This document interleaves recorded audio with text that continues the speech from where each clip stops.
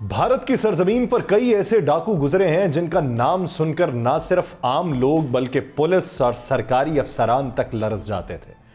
माएं अपने बच्चों को उन डाकुओं के किस्से सुनाते हुए डराती थीं और उनकी दहशत हर तरफ छाई रहती थी। लेकिन दिलचस्प बात यह है कि उनमें से कुछ डाकू अपनी जिंदगी के दौरान आम लोगों के लिए निजात दहिंदा भी समझे जाते थे। ये लोग अपने दुश्मनों के लिए कहर बन जाते थे, लेकिन गरीब आवाम के लिए उनकी हैसियत किसी देवता जैसी होती थी। ऐसे ही 3 डाकू भारत की तारीख में मशहूर हुए, जिनकी कहानियां आज भी लोगों की जबान पर हैं और उनकी जिंदगियों पर बेशुमार फिल्में भी बन चुकी हैं। उन डाकुओं में सबसे ज्यादा शोहरत एक ऐसे डाकू को मिली जिसका नाम वीरप्पन था। वीरप्पन का शुमार भारत के खतरनाक तरीन डाकुओं में होता था। वो कर्नाटक के घने जंगलात में साल तक दहशत की अलामत बना रहा। वीरप्पन का असल नाम कोविस मंजाल वर्गन था और वो 18 जनवरी 1952 को कर्नाटक के गांव गोपीनाथम में एक तमिल खानदान में पैदा हुआ। कर्नाटक के जंगलात संदल की कीमती लकड़ी से भरपूर थे, जिसकी मांग न सिर्फ भारत में बल्कि दुनिया भर में थी। उस कीमती लकड़ी की स्मगलिंग कर्नाटक के उस इलाके में आम थी और यही वीरप्पन की जराइम की दुनिया में कदम रखने की पहली वजह बनी। वीरप्पन के चचा पहले ही संदल की लकड़ी की स्मगलिंग में मुलव्वस थे और वीरप्पन ने कम उम्री में ही उनके साथ काम शुरू कर दिया। जल्द ही वीरप्पन ने यह देखा कि जंगलात में हाथियों के दांतों की स्मगलिंग ज्यादा मुनाफा बख्श कारोबार है। उसने संदल की लकड़ी के साथ साथ हाथी के दांतों की स्मगलिंग भी शुरू कर दी। यह कारोबार बढ़ाने के लिए वीरप्पन ने अपना गैंग बनाया और हाथियों का बेदरीग शिकार करना शुरू कर दिया। कहा यह जाता है कि 25 साल के अरसे में वीरप्पन और उसके गैंग ने 500 से ज्यादा हाथियों को मारा और उनके दांत स्मगल किए। वीरप्पन की मुजरिमाना सरगर्मियां 1972 में उरूज पर पहुंच चुकी थीं जब वो पहली बार गिरफ्तार हुआ। लेकिन हैरत की बात यह है कि वो जल्द ही पुलिस की गिरफ्त से आजाद हो गया।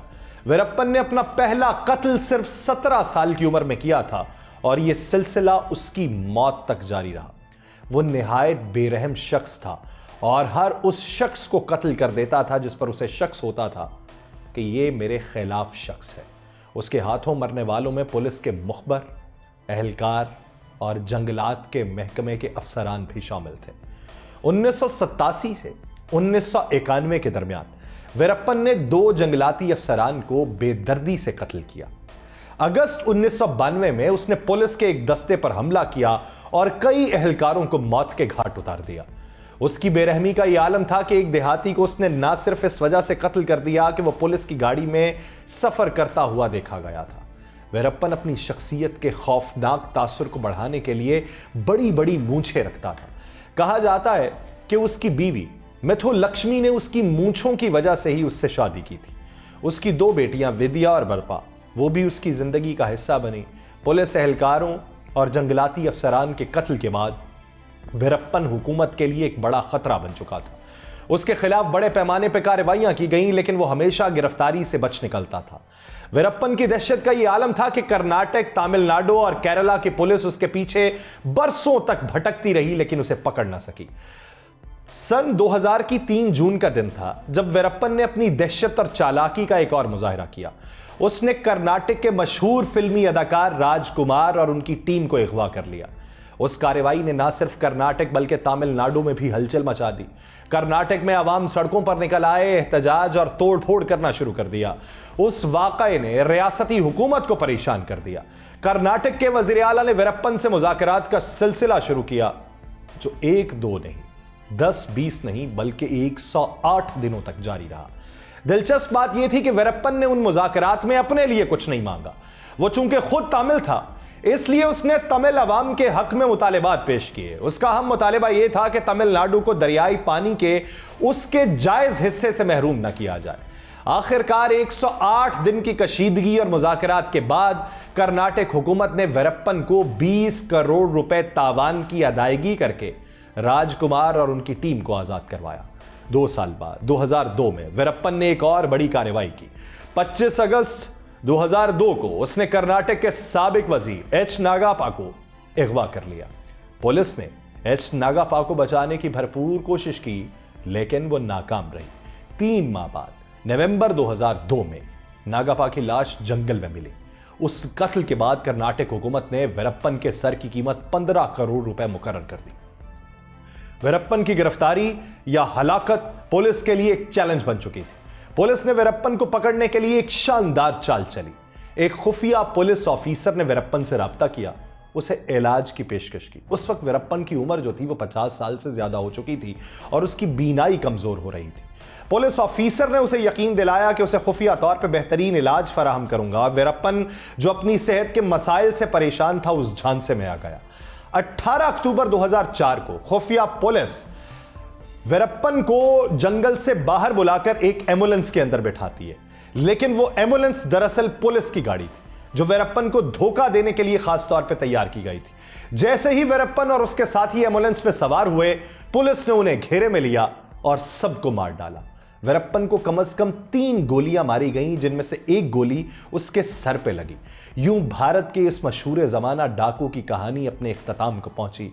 पुलिस ने उसकी लाश को जलाने की बजाय दफन किया, लेकिन वीरप्पन के चाहने वाले जो उसे हीरो समझते थे, उसकी आखिरी रसूमात में बड़ी तादाद में शरीक हुए। ह्यूमन राइट्स की तंजीमों ने वीरप्पन की हलाकत पर एहतजाज किया और दावा किया कि पुलिस ने उसे जिंदा गिरफ्तार करने के बाद कत्ल किया। कुछ लोगों का मानना यह था कि अगर वीरप्पन अदालत में पेश किया जाता तो वो कई हुकूमती इदारों और अफसरान के नाम जाहिर करता जो संदल की लकड़ी और दीगर कानूनी धंधों में मुलव्वस थे। नेटफ्लिक्स ने वीरप्पन की जिंदगी और उसके जराइम पर मबनी एक दस्तावेजी film the hunt for Veerappan के उन्वान से बनाई। यह फिल्म ना सिर्फ वीरप्पन की कहानी बयान करती है, बल्कि उस दौर के समाजी, सियासी और अवामी रवैयों पर भी रोशनी डालती है। उस डॉक्यूमेंट्री में दिखाया गया कि वीरप्पन की दहशत के बावजूद आम लोगों का एक बड़ा तबका उसके हक में बात करता था।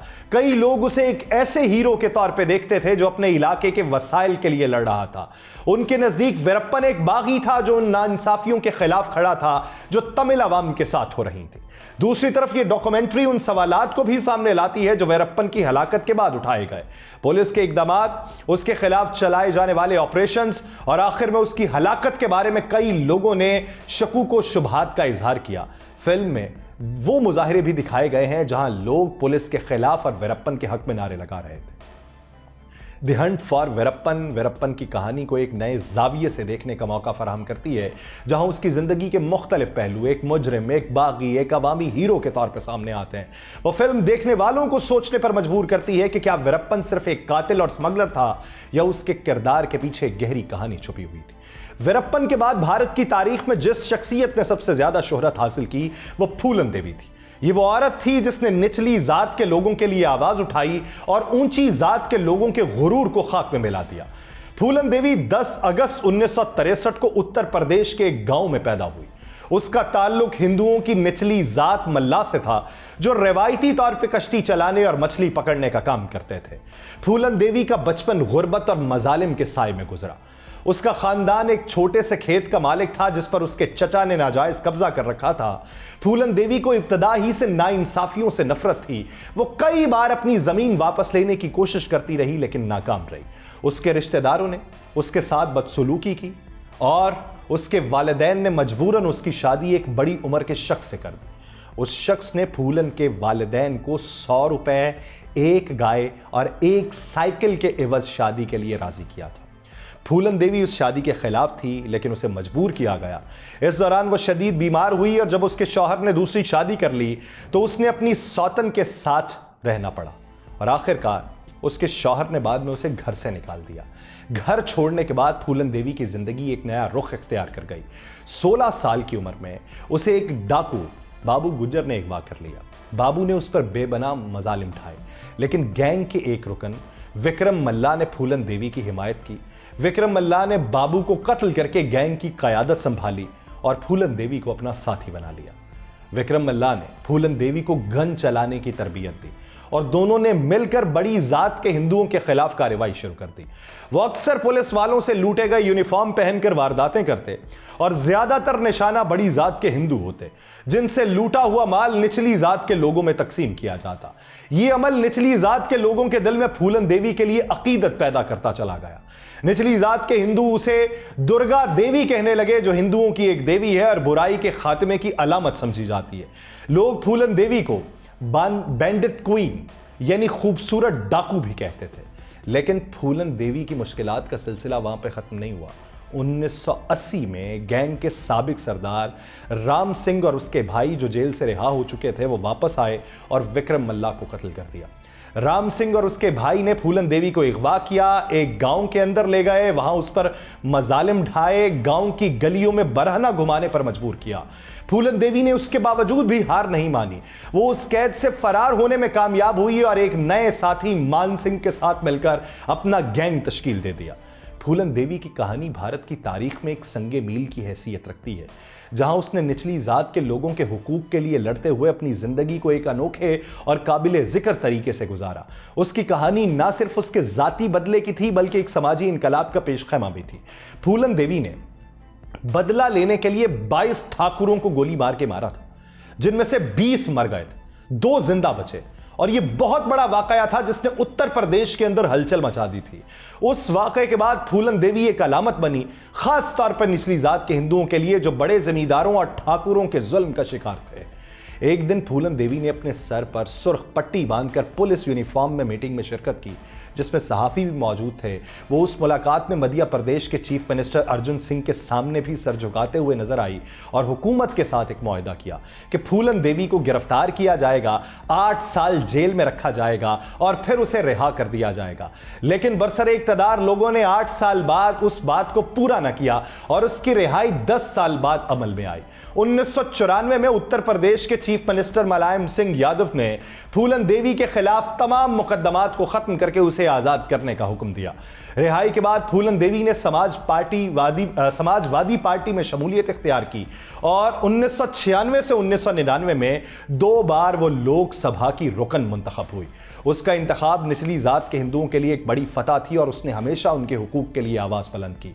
उसकी जिंदगी पर फिल्म बैंडिट में बनाई गई, जिसे बैंडिट क्वीन कहा जाता है, जो उसकी जिद्दोजहद और मज़ाहमत की कहानी को दुनिया के सामने लाती है। 25 जुलाई 2001 को फूलन देवी को दिल्ली में कत्ल कर दिया गया। 3 हमलावरों ने उस पर 9 गोलियां फायर की, जिनमें से 1 गोली उसके बॉडीगार्ड को भी लगी। फूलन देवी को फौरी तौर पर अस्पताल मुंतकिल किया गया, लेकिन डॉक्टर्स ने उसे मुर्दा करार दे दिया। उसके कत्ल के बाद भारतीय पार्लियामेंट का इजलास 2 दिन के लिए मुलतवी किया गया, जिससे उसके कत्ल की संगीनी का अंदाजा लगाया जा सकता है। भारतीय सियासतदान शेर सिंह राणा ने दावा किया कि उसने फूलन देवी को कत्ल किया है।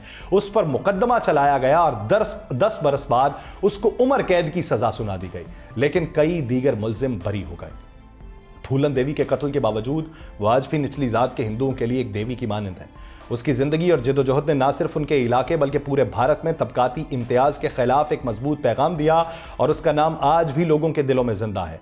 नेटफ्लिक्स ने फूलन देवी पर एक डॉक्यूमेंट्री बनाई, बैंडिट क्वीन, जिसका उन्वान था उसकी जिंदगी की कहानी के ऊपर मबनी थी, जिसमें उसके बचपन, जुल्म सितम और डाकू बनने के बाद के हालात को दिखाया गया। और उस डॉक्यूमेंट्री के जरिए फूलन देवी की मज़ाहमत, जुल्म के खिलाफ जिद्दोजहद और उसके बदले की कहानी को उजागर किया गया।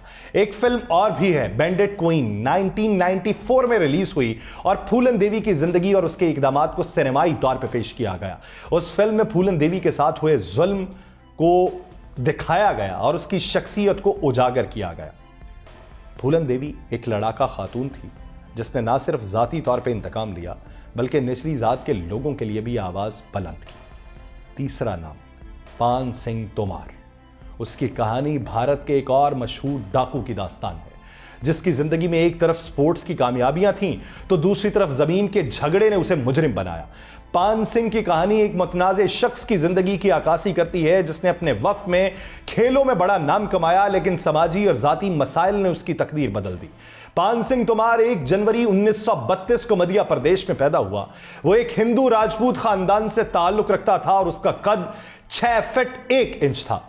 उसकी तेज दौड़ने की सलाहियत ने उसे यूनियन फौज में शामिल करवा दिया, जहां वो रेस में हिस्सा लेता रहा। 1950 और 1960 की दिहाई में वो 7 बार नेशनल चैंपियन बना और 3000 मीटर की दौड़ का नेशनल रिकॉर्ड भी कायम किया, जो 10 साल तक कोई ना तोड़ सका। 1958 में उसने एशियन गेम्स में भारत की नुमाइंदगी की, लेकिन 1972 में पान सिंह तोमार ने स्पोर्ट्स को खैरबाद कह दिया और 5 साल बाद 1977 में फौज से भी रिटायर होकर अपने गांव वापस चला गया।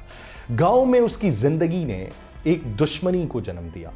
उसके भतीजे बाबू सिंह तोमार, जो गांव का ताकतवर जमींदार था, उसने पान सिंह की जमीन छीनने की कोशिश की। दोनों के दरमियान जमीन का तनाजा बढ़ा और जब पान सिंह ने बाबू सिंह को 3000 रुपए दिए, तब भी वो झगड़ा खत्म ना हुआ। बाबू सिंह ने अपने गुंडों के साथ पान सिंह के घर पे हमला किया और उसकी 95 साला वालिदा से बदतमीजी की।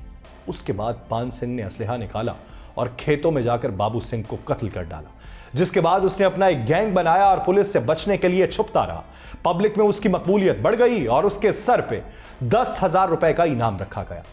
1 अक्टूबर 1981 में पुलिस ने पान सिंह को घेर लिया। 12 घंटे की लड़ाई के दौरान पान सिंह के 14 साथी मारे गए और वो खुद शदीद जख्मी हुआ। पानी की तलब के बावजूद इंस्पेक्टर चौहान ने उसे पानी ना देने का हुक्म दिया और कहा कि डाकुओं की कोई जात नहीं होती, क्योंकि पान सिंह ने कहा था कि अगर तुम में कोई राजपूत है तो आके मुझे पानी पिलाओ। पान सिंह ने तड़पते हुए अपनी जान गंवा दी। पान सिंह तोमार की जिंदगी पर एक फिल्म बनाई गई, पान सिंह तोमार उसका नाम रखा गया और उस फिल्म में मारूफ अदाकार इरफान खान ने पान सिंह तोमार का किरदार अदा किया। यह फिल्म उसकी जिंदगी के मुख्तलिफ पहलुओं को उजागर करती है और उसकी दास्तान को एक अलमिये के तौर पर पेश करती है, जिसमें एक टैलेंटेड खिलाड़ी जुल्म और जबर का शिकार हो चुका था।